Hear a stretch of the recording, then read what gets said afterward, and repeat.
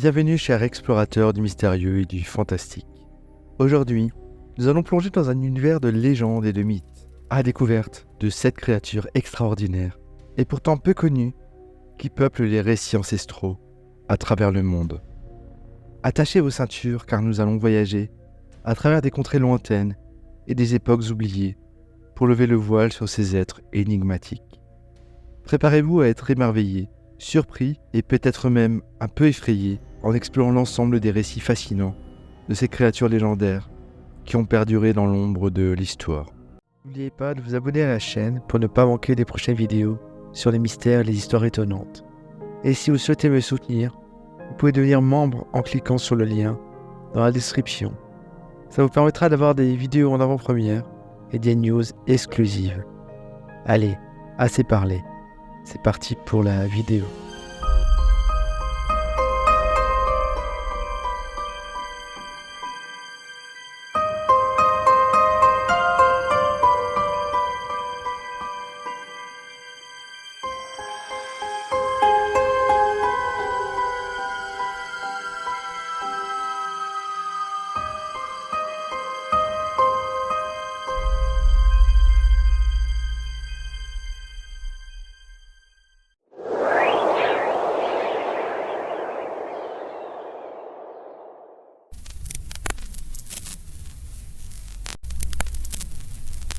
Le Bubak, ou l'homme au sac, comme le désignent les habitants locaux, arriva pour la première fois dans le monde des humains, selon les prêtres païens slaves, au milieu de la peste bubonique, donc vers 1347. Le Bubak fut envoyé par Chernobog, qui est le dieu de la nuit et d'obscurité dans la mythologie slave. Il a donc été envoyé par Chernobog en tant que messager auprès du peuple, leur transmettant la volonté de ce dernier. Mais Bubak développa plutôt des tendances sadiques et utilisa les pouvoirs qui lui avaient été accordés par Chernobog à des fins personnelles. Chernobog punit sévèrement Bubak en lui retirant ses pouvoirs divins et en le maudissant à errer dans le monde des hommes pour l'éternité. Les idéaux sociopathes de Bubak commencèrent à le consumer lentement alors qu'il se nourrissait d'âmes égarées, principalement celles des enfants, car ils étaient des cibles plus faciles et généralement plus naïfs que des adultes. Prenant la forme d'un épouvantail, il attirait les enfants avec un sifflement grave et les assassina par dizaines. Bubak découvrit bientôt que, une fois que le corps était décédé, les âmes l'étaient aussi. Bubak fut finalement confronté à une horde de parents enragés qui le massacra tous. Un prêtre païen fut appelé, le restreignant à la ville d'Ustron, où il prit résidence dans la maison Koshan. Pendant des générations, les Koshan massacraient silencieusement les leurs, principalement des enfants ou des rivaux familiaux, et les conservaient dans la paille afin que l'homme au sac puisse se nourrir de leur âme. Aussi connue sous les noms de Babok et Bebok en Pologne, cette croyance est présente dans diverses évolutions en Russie, Ukraine et dans d'autres pays. Il s'agit d'une créature souvent représentée comme un vieillard, portant un sac de toile sur la tête, ce qui explique l'évolution de sa description en tant qu'épouvantail, effrayant les enfants qui s'en comportent mal et ne les enlèvent pas nécessairement. Cela dépend du pays. Cette figure est une variation du mythe du croque-mitaine qui peut se tapir sous le lit des enfants pour les punir ou les kidnapper s'ils n'obéissent pas. Bien que sa forme et ses punitions puissent varier selon les pays, il est toujours associé à un sac sur la tête, d'où son nom anglais de Tsakhman.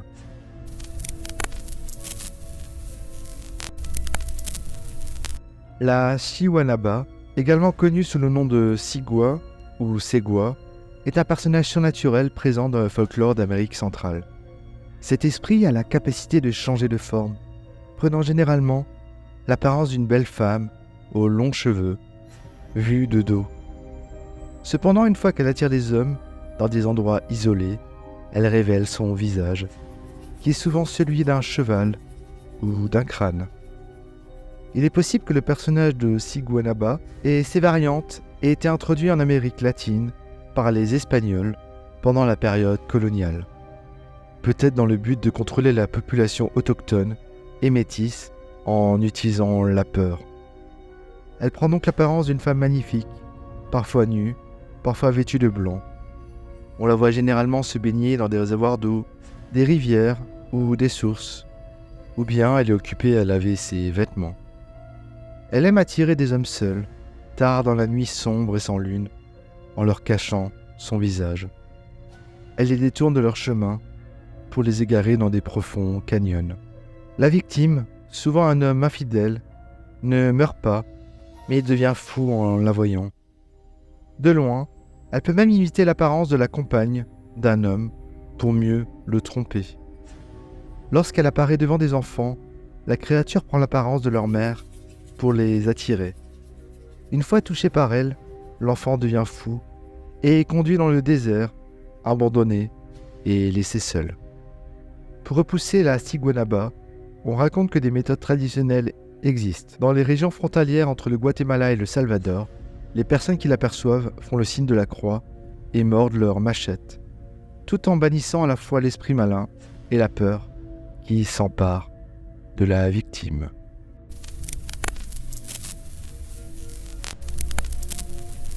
Le Rokurokubi est une étrange créature de la mythologie japonaise. Pendant la journée, il ressemble à une personne tout à fait normale, mais la nuit, son cou s'allonge de manière étrange.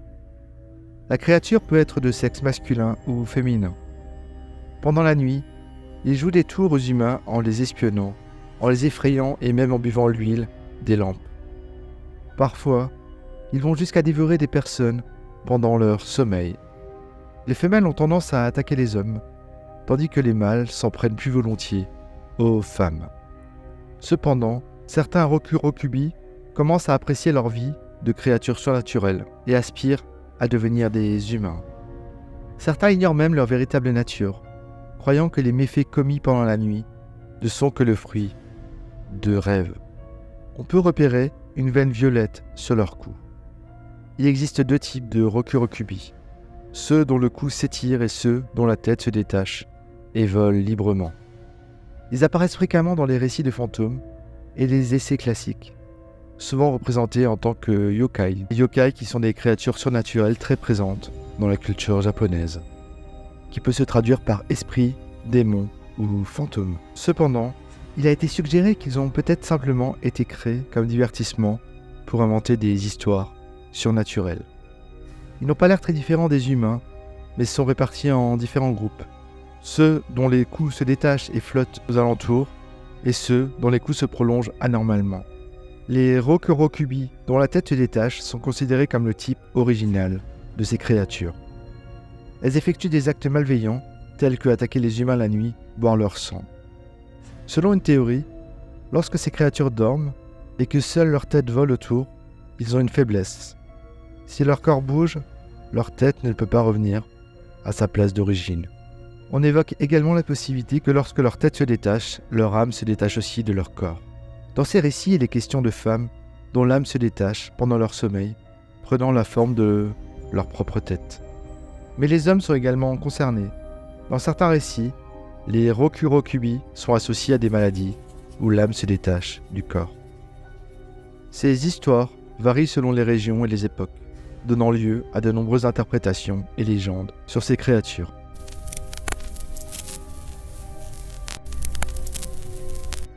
Elle est à la fois humaine, araignée et démon.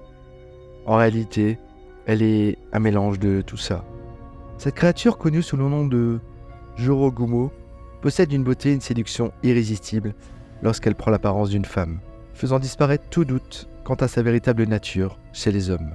Cependant, son reflet révèle toujours sa véritable forme d'araignée, peu importe la transformation dans laquelle elle se trouve. Le nom Jorogumo est dérivé d'une véritable araignée que l'on trouve au Japon, dans les archipels. Ces araignées mesurent environ 3 cm de long, bien que leur taille augmente avec l'âge. Les plus robustes d'entre elles peuvent même capturer et dévorer des petits oiseaux, ce qui en fait des créatures redoutables pour les arachnophobes. Au Japon, ces araignées sont réputées pour leur taille impressionnante à l'âge adulte, leur couleur vive et magnifique, ainsi que pour la solidité de leur toile. Ces caractéristiques réelles sont essentielles pour mieux comprendre les traits du yokai, qui est le Jorogumo, car les légendes tirent souvent leur inspiration du monde réel, voire en sont entièrement issus. En ce qui concerne son mode de vie, cette créature mène en réalité une existence plutôt solitaire et n'aime pas se mêler aux autres, qu'il s'agisse de yokai ou d'humains. Du fait de sa longue vie, ces araignées développent de nouveaux pouvoirs vers l'âge de 400 ans. Elles ont l'habitude de tisser leurs toiles dans les maisons en ville, les forêts ou même les grottes pour les plus solitaires. En ce qui concerne leurs capacités, elles sont habiles, trompeuses et extrêmement séduisantes. Leur apparence joue un rôle crucial dans leur pouvoir et elles peuvent ensorceler n'importe qui. Leurs proies favorites sont les jeunes hommes beaux et solides, souvent des samouraïs en quête d'affection après les épreuves de la guerre. Mais comment procèdent-elles ? Une fois qu'elles ont repéré leur cible, elles l'invitent simplement chez elles. Elles sont réputées pour attirer leur proie avec leur charme, d'où leur réputation de prostituées. Malheureusement, une fois que l'homme a accepté l'invitation, il est rare de le revoir un jour, voire jamais. Une fois arrivé sur le lieu du rendez-vous, elle utilise ses fils de soie très résistants pour l'envelopper, lui laissant mourir avec le temps. Elle peut également cracher du feu par sa bouche ou ses mains pour infliger des dégâts ou se défendre lorsque la victime résiste.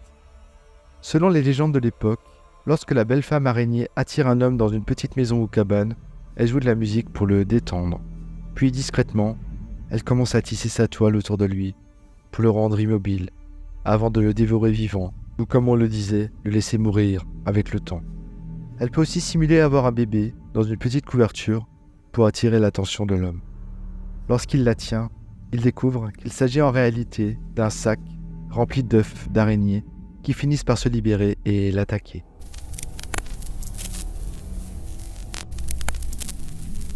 Le Bakekujira, également connu sous le nom de On-Kujira, qui veut dire squelette de baleine, est originaire des mers du Japon.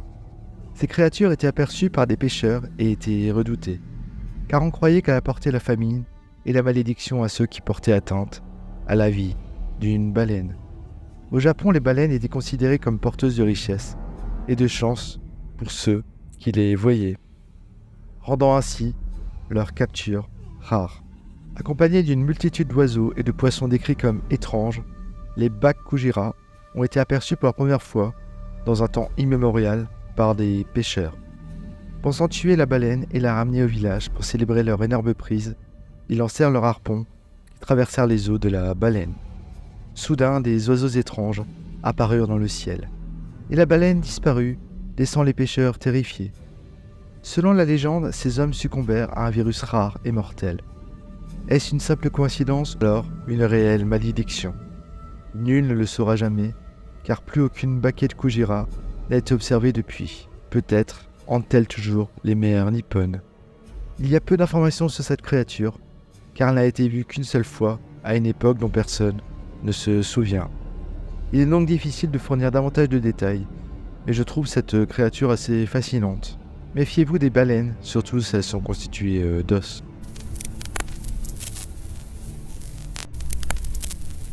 Les Manananggal sont décrits comme étant de belles femmes âgées dont le torse peut se détacher et voler grâce à des ailes membraneuses similaires à celles d'une chauve-souris. Pendant la nuit, ils s'envoleraient jusqu'aux chambres des femmes enceintes pour utiliser leur longue langue en forme de trompe afin de sucer le cœur du fœtus ou le sang de leur victime pendant son sommeil. Selon une version de la légende, leur moitié inférieure, restée au sol, serait particulièrement vulnérable et pourrait être détruite en la saupoudrant de sel, d'ail écrasé ou de cendres. Le torse volant, incapable de rejoindre son autre moitié, mourrait au lever du jour. Dans d'autres récits, créatures tiennent leur pouvoir d'un poussin noir logé dans leur gorge. Ils peuvent être tués en leur retirant ce poussin, soit en les faisant tourner sur eux-mêmes jusqu'à ce qu'ils le vomissent, soit en les attachant à un arbre et en les enfumant jusqu'à ce qu'ils le crachent. Certaines versions de la légende prétendent que ces créatures se reproduisent en crachant un poussin noir dans la bouche de leur victime. D'autres racontent que les gens peuvent devenir des Manananggal par simple contact avec l'une de ces créatures, en avalant leur salive par exemple, en mangeant de la chair humaine ou en ingérant les crachats des malades. Tout comme les vampires, les Manananggal détestaient l'ail et le sel. On dit également qu'ils évitent les dagues, la lumière, le vinaigre, les épices et la queue des raies, qui peut être utilisée comme fouet. Les histoires sont populaires dans les tabloïds locaux et certains habitants des Philippines accrochent de l'ail devant leurs portes et leurs fenêtres pour éloigner ces créatures. Les Manananggal apparaissent également dans certains films philippins tels que Manananggal vs Mangkukulam, sorti en 1960, Check Rattle and Roll, sorti en 1984, et Manananggal in Manila, sorti en 1997.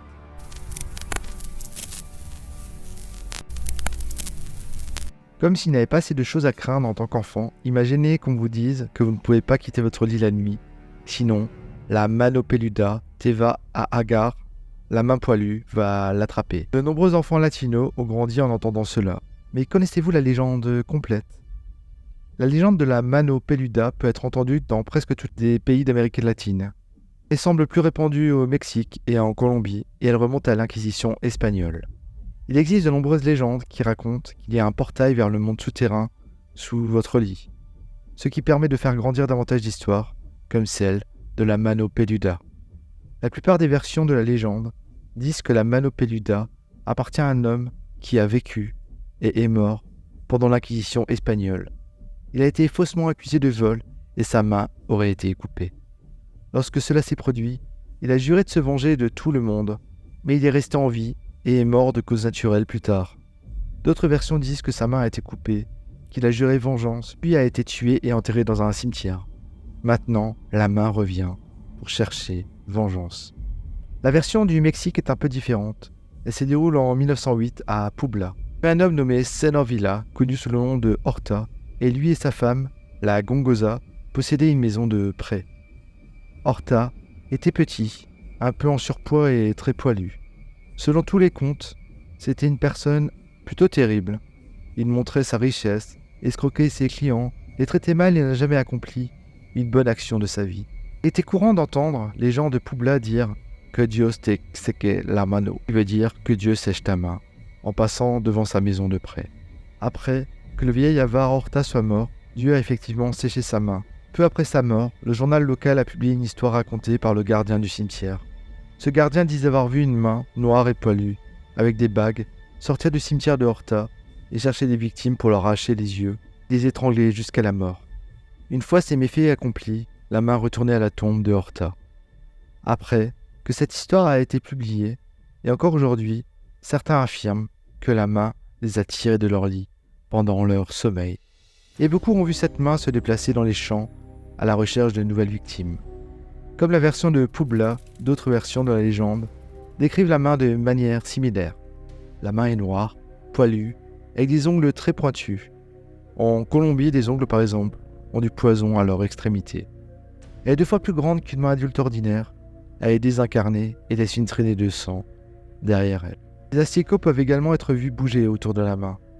La main attend que les enfants sortent de leur lit pour surgir de dessous le lit et les entraîner avec elle dans le monde souterrain. En Colombie, on dit aussi qu'elle peut sortir non seulement de sous le lit, mais aussi par de grandes fenêtres et derrière les portes.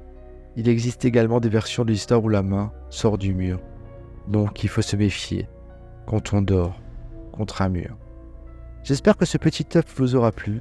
On peut voir que beaucoup de légendes sont là pour faire peur et surtout pour éduquer les gens, faire garder une certaine morale ou effrayer les enfants pour qu'ils écoutent. En tout cas, j'aime beaucoup ces légendes. N'hésitez pas à liker la vidéo si vous avez aimé, commenter, vous abonner.